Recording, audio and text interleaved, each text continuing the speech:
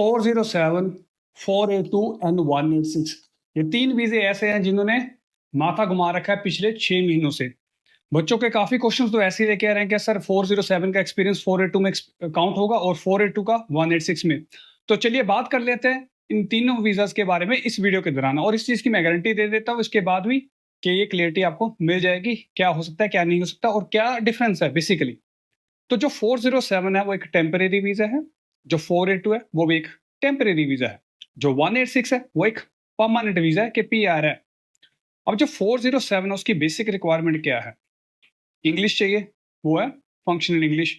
उसकी भी एग्जाम्पशन मिल जाती है अगर आपने स्टडी ऑस्ट्रेलिया में की है 1 साल की, अदरवाइज़ 2 साल की।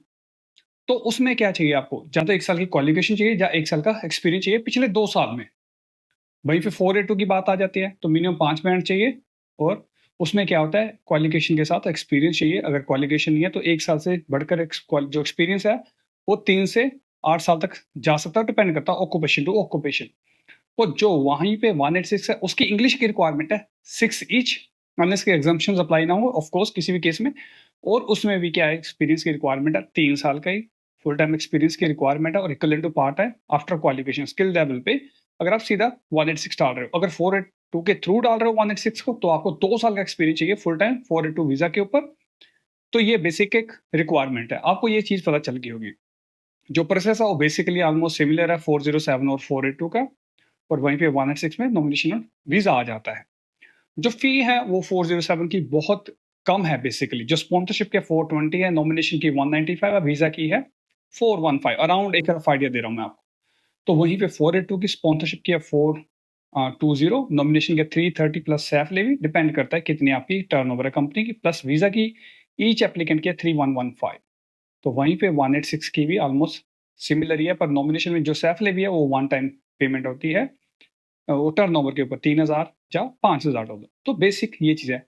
हर केस में या हर वीज़ाज़ में एग्जम्पशंस होती है, किसी में इंग्लिश की मिल जाती है, किसी में एक्सपीरियंस की मिल जाती है या किसी में एज की मिल जाती है।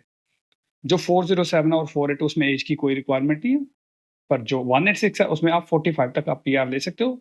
अगर उसके ऊपर चाहिए आपको 482 45 से अगर ऊपर हो तो आपको एग्जम्पशन चाहिए होगी, otherwise you can go with the labour agreement.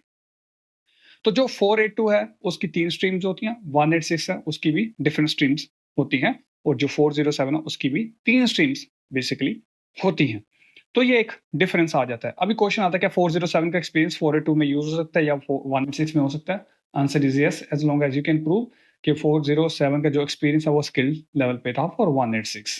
ठीक है, तो ये एक बेसिक सा आइडिया मैंने आपको दे दिया डिफरेंसेस के बारे में कि दोनों का कौन सा वीज़ा कैसे बोला जाता है या उनकी रिक्वायरमेंट्स कैसे हैं। अगर फिर भी इस वीडियो के बाद भी आपको कोई भी क्वेश्चन है इन तीनों वीज़ाज़ को लेके, आप हमें कॉन्टैक्ट कर सकते हो, हमारी ब्रांच को विज़िट कर सकते हो या ऑनलाइन अपॉइंटमेंट बुक कर सकते हो। Thank you.